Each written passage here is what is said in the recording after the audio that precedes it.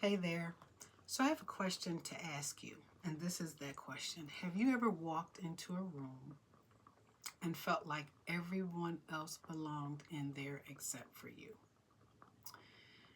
I remember it was maybe 30 something years ago, it was many years ago. And I remember being invited to a birthday party, and I walked into the room. The room was filled with people. I mean, people everywhere.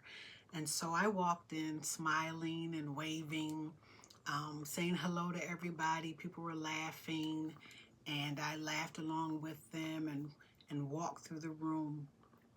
But I had such a feeling of loneliness and disconnection from everyone in that room.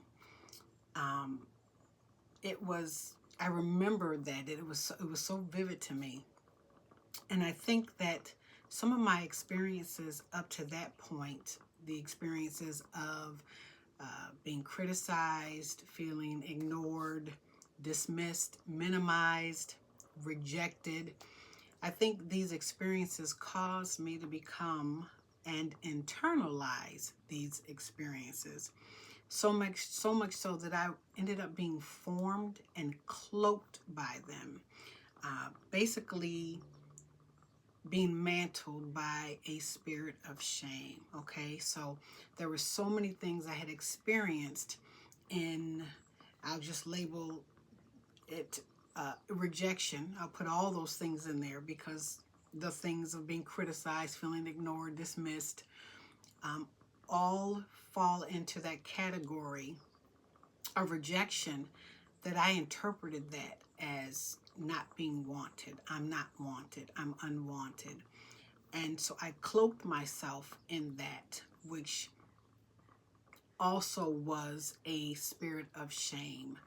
And so it became the lens through which I viewed myself, the world, and others, okay, all around me. And so even though I had been invited to the party, I interpreted the invitation as pity or a dismissal per se. Well, we'll invite Marla. I'm inviting everybody else. We'll just include her in there. Um, and see, and so, I know that many of us have experienced these types of emotions, and whether it was from childhood experiences, maybe you were told you're too, whatever, fill in the blank, or you're not trying hard enough, or you're lazy, or don't be so, fill in the blank. And we don't realize that we're internalizing those things. We have emotional neglect, whether our emotions are ignored, dismissed, or they seem like they don't matter. Rejection and abandonment. Maybe as a child, your parent abandoned you or left through divorce. We interpret that a certain way. They're leaving me, even though divorce has nothing to do with children in most cases. Or maybe you've experienced divorce or abandonment as an adult yourself. And so what happens is we become comfortable and we begin to think, well, this is just the way things are. This is just my character. This is just how I am. This is just how it is. And so we start to function in this life unaware. And what we don't understand is that shame is impacting us in so many ways that it has become our framework from which we are living and experiencing the world. I said that just a minute ago.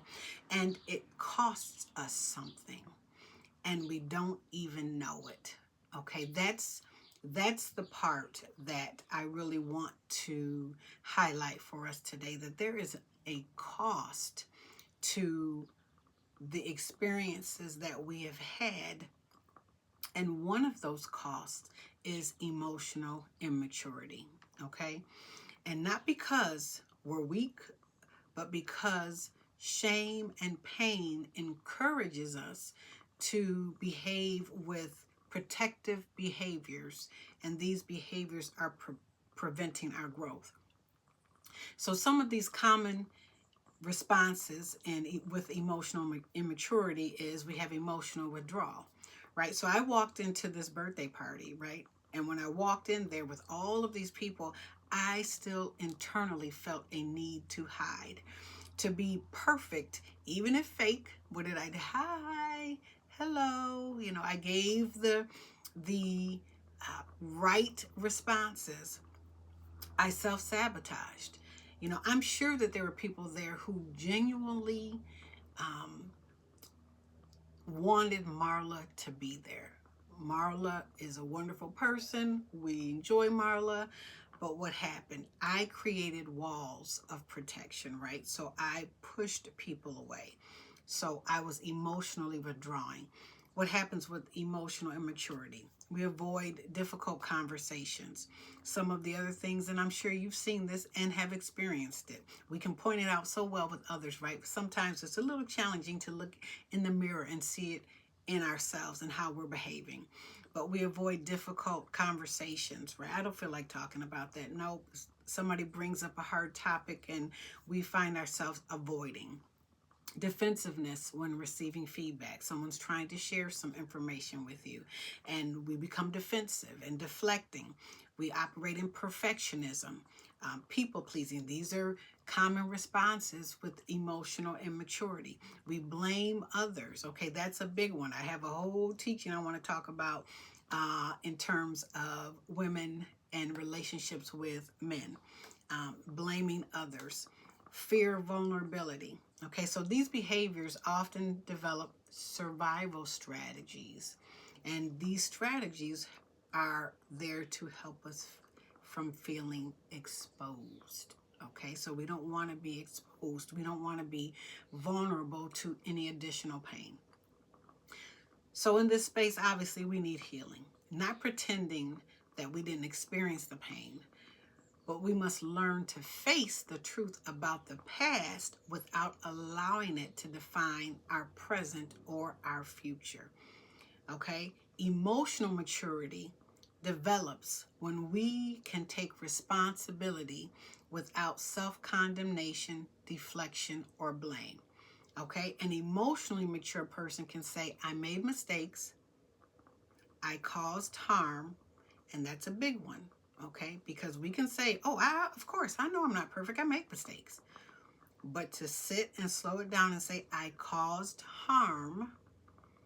I wish I had chosen differently. Not, I knew I shouldn't have chosen you, but no, I wish I had chosen differently, without adding those additional things within ourselves, that negative self-talk that says you're not wanted, no one sees you, you're not valued, or in that deflection or blame game, well, you made me do that, you know, you did this to me, and so therefore I responded. Okay, so we're talking about emotional maturity.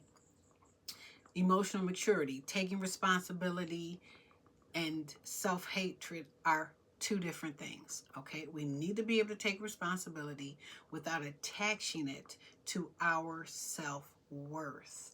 That's a big thing for us that we need to be able to function in. Okay, we need to feel difficult emotions without being controlled by them. All right, healing increases our ability to sit with grief.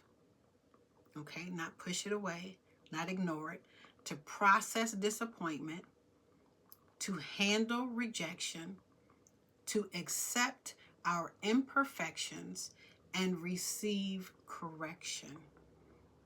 Okay, these are difficult emotions, but we're not controlled by them. We need to be able to process them accurately. So instead of reacting automatically, a mature and emotionally mature person learns to respond thoughtfully. An emotionally mature person learns to say, I'm going to sit with this pain for a moment. I'm not going to dismiss it. I'm not going to ignore it, and I'm not going to push it down. Actually, I'm going to lean into it. As much as it hurts, as much as that disappointment or that rejection may have caused internal pain, I'm not going to overlook it. I'm going to acknowledge it. I'm going to say, yes, that hurt. That impacts me. Lean into it, not this extended period of time where it's weeks and weeks, but take the time to process it. That's what emotionally mature people do. Take the time to process these difficult emotions, and they help. Emotional maturity helps us to live authentically. Okay, where you are no longer having this need to appear perfect or to hide your weaknesses or to constantly prove yourselves. Okay, when we live in authenticity, it becomes possible because our worth is no longer tied to performance. All right, emotional maturity allows us to respond instead of react, feel our emotions without being controlled by them, face difficult truths without falling into shame, take responsibility without self-condemnation. All right, and then spiritual maturity allows us to move from condemnation to grace, from hiding to intimacy, from striving to trust, and from shame to purpose. Now, why am I sharing all this? Marla, why are you sharing this with me? Because could you imagine walking into that same room without feeling the need to receive people's approval? That you can walk into your job, into your relationship with your spouse, into parenting, into navigating life and your relationships, your career, or your calling without feeling the need to be validated. That's a space where I think all of us would love to be in, okay? And so I want to share that no matter what you have experienced, no matter what rejection, trauma, loss, dismissal, any of those things, that your story is not over, okay? Healing is possible. Growth is possible. And freedom is possible. But the journey begins when you start asking the right question. And I'm going to tell you the wrong question and the right question, okay? Your healing journey begins, instead of asking, what is wrong with me? Your healing journey begins when you ask, what needs healing in me? That's what I do when I feel that internal conflict. Something may have happened and I feel an unrest and a lack of peace. I used to ask, what's wrong with me? What did I do wrong? What did I say wrong? How did I impact them? Why aren't they happy with me? Where I moved into a place where it's like, okay, I felt that. Lord, there's still healing that needs to occur in me. I'm still feeling some rejection. When they said this, I felt rejection. I need you to heal that area in me so I can grow and respond differently, okay? So in this very short video, and I think it's pretty short, I'm going to keep it under 15 minutes. If this encouraged you, I want you to share this with another woman that may need some healing today or in this season. Okay, and if you are saying to yourself, Marla, that sounded pretty good, and I could benefit from some personal one-on-one coaching or accountability to walk this journey out with deeper levels into deeper levels of healing, I want you to reach out to me at info@healing-springs.org. I'll say it again, info@healing-springs.org, because I would be happy to connect with you and share information on how I can coach you into your journey of wholeness, releasing fear and doubt and rejection so that you can embrace your identity with courage and confidence and walk boldly in your life, boldly in your relationships, boldly into that job, and boldly into the calling that God has placed on your life. Amen. And I will put my email in the description. And then also consider taking advantage of an opportunity that we're going to have on Saturday, July 11th at our event. It is called Deborah Rising, From Calling to Character.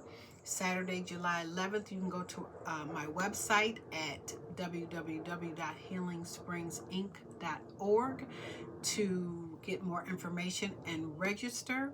Okay, so those are 2 opportunities for you to move into greater levels of healing, growth, and freedom. Okay, and hopefully this again has encouraged you just a little bit, and hopefully a whole lot, for you to consider, hey, I want more in my life, and I want to move from this place of emotional immaturity into emotional maturity so that I can navigate life at a greater level with greater peace and joy and confidence. Okay, until then, take care. Until then, when I see you, either you reach out to me or hopefully at the event. Take care, and I will talk to you soon. Bye-bye.